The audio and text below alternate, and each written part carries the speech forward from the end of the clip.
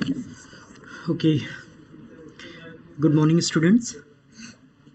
From today onwards, we are starting a new subject, that is low power VLSI design. Low power VLSI design. This one is the syllabus of your low power VLSI design. It covers your course objective, course outcome,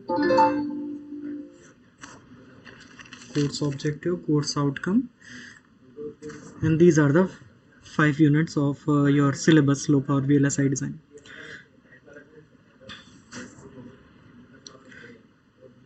the the syllabus of your low power VLSI design is covered in this book, Rebe, Low Power VLSI Design Methodology.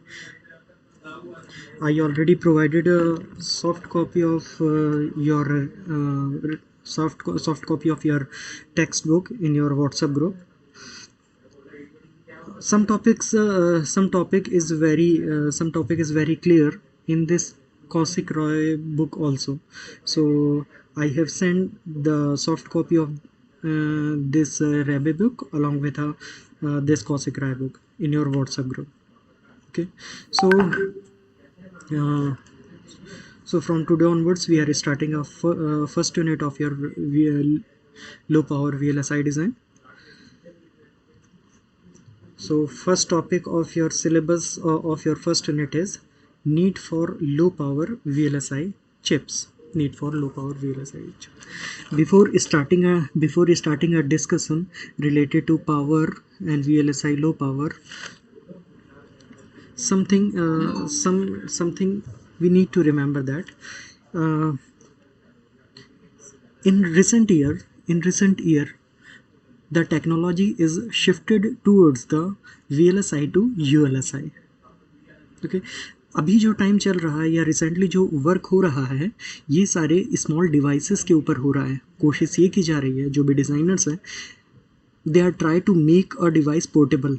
वो क्या कोशिश कर रहे हैं, वो ये कोशिश कर रहे हैं कि हम कैसे करके डिवाइस को अपना पोर्टेबल बना सकें. बात सबको समझ में. इसके पहले ये कंसर्न होता था, ध्यान दीजिएगा, इसके पहले जब ट्रांजिस्टर का इन्वेंशन हुआ था उसके बाद से ये जब पहली अप्रोच थी डिज़ाइनिंग की वो हुआ करती थी एरिया और एरिया कंजम्पशन को रिड्यूस करना एज वेल एज जो भी हमारी डिवाइस है उसकी स्पीड को इंक्रीज़ करना. बात सबको समझ में आई. सो जब भी कोई VLSI चिप डिज़ाइन की जाती है तो उसका फर्स्ट एम होता है कि हमेशा कोशिश ये की जाती है कि जो भी डिवाइस है या जो भी चिप इम्प्लीमेंट कर रही है वो हमेशा लो एरिया कंज्यूम करे एज वेल एज उनकी स्पीड ज़्यादा. बात सबको समझ में आई, ठीक है. अच्छा, अब देखिएगा, जब कोई डिवाइस लो एरिया कंज्यूम करेगा इसका मतलब उसकी पैकिंग डेंसिटी बहुत ज़्यादा होगी, उसमें बहुत सारे स्मॉल कंपोनेंट्स लगे होंगे. बात सबको समझ में आ रही है. तो बहुत सारे अगर स्मॉल कंपोनेंट्स लगे होंगे तो जितने कंपोनेंट्स लगे होंगे डेफिनेटली उनके अंदर कुछ पावर जनरेट होता है, उनके अंदर कुछ पावर डेसिपेशन होता है. तो जैसे जैसे ये डेंसिटी इंक्रीज होते जाएगी वैसे वैसे definitely there will arise a new problem that is known as power dissipation problem. ठीक है. तो जब पावर डिसिपेशन की प्रॉब्लम हमारे सर्किट में इंक्रीज होने लगेगी, जब हमारे पावर डिसिपेशन हमारे सर्किट में इंक्रीज होने लगेगा तब होने लगता है, तब हमारे साइंटिस्ट ने तब हम जो साइंटिस्ट हैं वो हमारी इस प्रॉब्लम की तरफ मूव किए कि हम किस अप्रोच के थ्रू अपने सर्किट की पावर कंजम्पशन को रिड्यूस कर सकते हैं ताकि हमारा जो सर्किट है, कोई भी पोर्टेबल जो डिवाइस है, वो ज़्यादा से ज़्यादा ऑपरेट कर पाए. बात समझ में यहाँ तक सभी को, ठीक है. ये it is already mentioned here that the driving forces behind this development is our portable applications, है ना. क्योंकि जो रिसेंटली जो डेवलपमेंट हो रहा है हम मूव कर रहे हैं पोर्टेबल डिवाइस की तरफ. तो डिवाइस को हम तभी पोर्टेबल बना सकेंगे जब उसमें पावर कंजम्पशन कम होगा, है ना. जब वो उसमें पावर कंजम्पशन कम होगा और जब वो स्पीडली वर्क करेंगे तभी हम उसको पोर्टेबल कह सकते हैं, ठीक है. लेकिन इसके साथ साथ उसका थ्रूपुट भी ज़्यादा होना चाहिए, है ना. तो high chip density as well as high throughput is a main concern in any portable application, in any portable devices. बात समझ में आई. अच्छा, जब हम ये पोर्टेबल डिवाइसेस की बात करते हैं तो हमारे दिमाग में एक चीज़ आनी चाहिए कि अगर हम पोर्टेबल डिवाइस बना रहे हैं so always there is some battery connection in that, है ना. उसमें कुछ ना कुछ बैटरी कनेक्शन हम प्रोवाइड करते हैं, उसमें कुछ ना कुछ बैटरीज हम प्रोवाइड करते हैं, ठीक है. तो earlier before some decade we use nickel cadmium battery. है ना। लेकिन जो निकल कैडमियम बैटरी थी इसका इसमें जो भी हमारे ये हमें उतना बैटरी बैकअप प्रोवाइड नहीं करती थी जितना रिक्वायर्ड है हमारे सर्किट को ज़्यादा टाइम तक ऑपरेट करने के लिए। ठीक है, तो उसके बाद हम अब जो हमारी टेक्नोलॉजी मूव हुई टूवर्ड्स द रिचार्जेबल बैटरी। बात समझ में आई। और अभी जो बैटरीज यूज़ की जाती हैं वो निकल मेटल हाइड्राइड बैटरी यूज़ की जाती है, NiMH। Recently used batteries are nickel metal hydride battery, NiMH। बात समझ में आई सभी को? ठीक है, तो ये जो हमारी NiMH बैटरी जो होती हैं इनका जो हमारा जो ये पावर जनरेट करती हैं, है ना, इसका जो भी पावर जनरेट है, जो एनर्जी डेंसिटी है उसको यहाँ पे रिप्रेजेंट किया गया है। This one is 30 watt hour per pound. बात सबको समझ में आई है? ठीक है, लेकिन ये जो हमारी बैटरीज जो हम यूज़ करते हैं इसकी भी तो एक लिमिट होगी। ऐसा तो नहीं कि हम बहुत ही ज़्यादा अमाउंट की, बहुत ही ज़्यादा एनर्जी डेंसिटी की हम बैटरी जनरेट कर सकते हैं जिसमें पावर हमारा बहुत ही पावर डिफ्यूज़ होना या पावर को कम होना, बहुत ही पावर जो भी हमारा डिसिपेट हो रहा है या पावर जो हमारा यूज़ हो रहा है वो बहुत ही कम हो जाएगी। मतलब ये कहना चाह रहा हूँ मैं कि जो भी हमारी बैटरीज हम यूज़ करते हैं उसको पावर प्रोवाइड करने की भी एक लिमिट होती है ना। वो इनफाइनाइट टाइम तक तो ऑपरेट कर नहीं सकते। बात समझ में? तो अगर हमारी एनर्जी, अगर हमारी बैटरी की एक लिमिट है तब हम कैसे इंक्रीज़ करें अपने सिस्टम की एफिशिएंसी, तब हम अपने सिस्टम की एफिशिएंसी को कैसे रिड्यूस करेंगे, उसकी यही हमारे जो भी डिज़ाइनर्स थे उनके पास मेजर चैलेंज था, है ना। क्योंकि बैटरी को तो हम एक हद तक ही, बैटरी को तो एक लिमिट तक ही हम हाईली पावर जनरेटेड बना सकते हैं जो पावर को स्टोर करके रख सके, जो हम अभी कर रहे हैं रिचार्जेबल बैटरी के थ्रू। ठीक है, लेकिन और भी अगर हमें पावर इफ़िशिएंट अपने पोर्टेबल डिवाइस को बनाना है तो ये हमारे जो डिज़ाइनर्स हैं उनके पास मेजर चैलेंज था। बात सबको समझ में आई? क्योंकि जितने भी अभी जो डिवाइसेस यूज़ होते हैं, the devices that we use nowadays is very the speed of that devices is very high, है ना। जो हम अभी जो भी डिवाइसेस यूज़ करते हैं, जो भी माइक्रो प्रोसेसर या जो भी हम DSP के प्रोसेसर्स यूज़ करते हैं उनके अंदर, या जो हम अपने मोबाइल्स के प्रोसेस में वो जो प्रोसेसर यूज़ करते हैं उनकी स्पीड काफ़ी ज़्यादा होती है। ठीक है, so there is a directly a relationship between speed and frequency.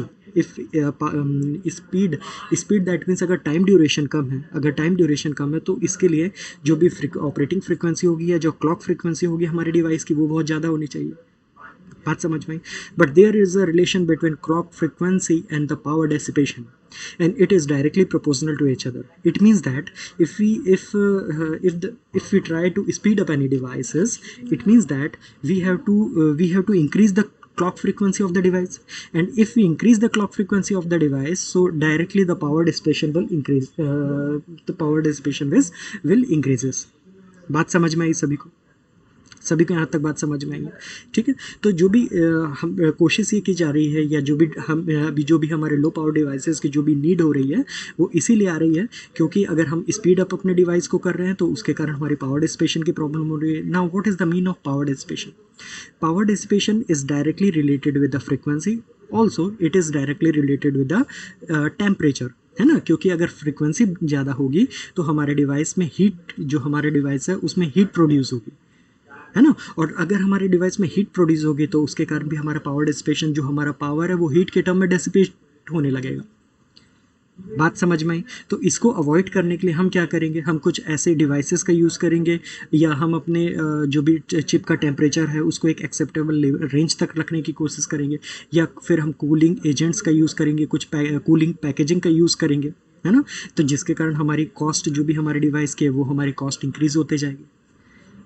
यहाँ तक सभी को क्लियर है? सभी को यहाँ तक क्लियर है?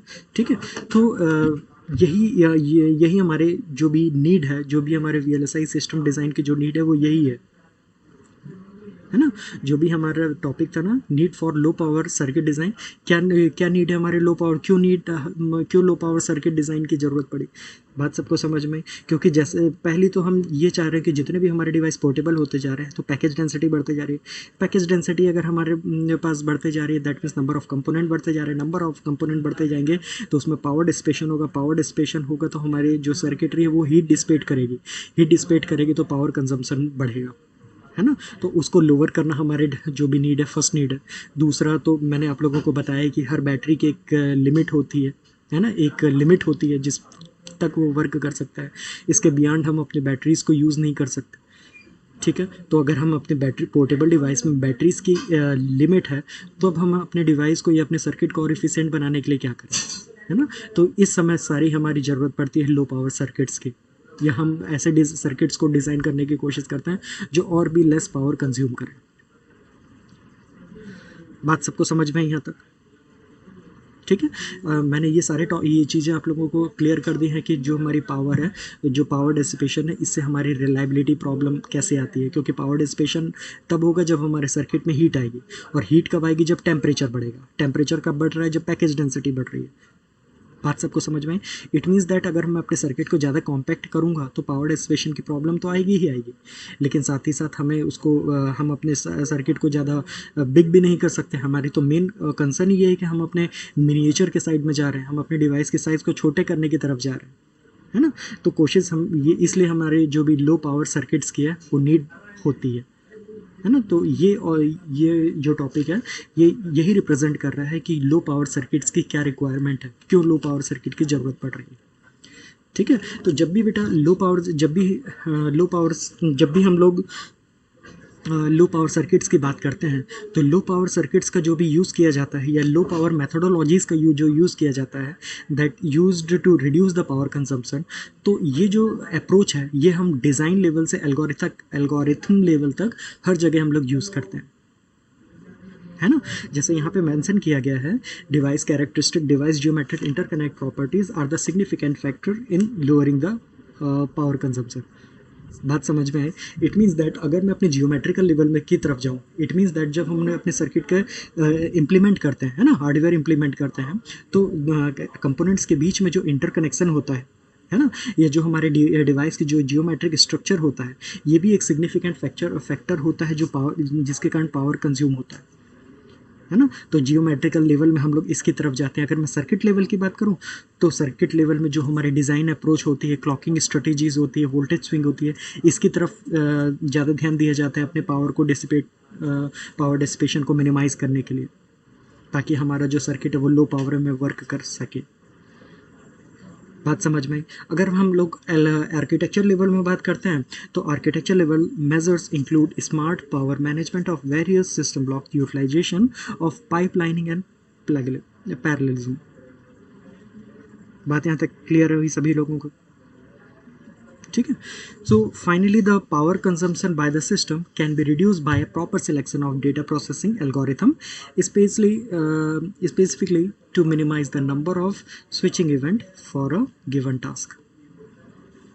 Okay, so this one is all about the need of low power circuit design. So I hope you all understand this topic very well. In next topic we will discuss the source of power dissipation on digital integrated circuit.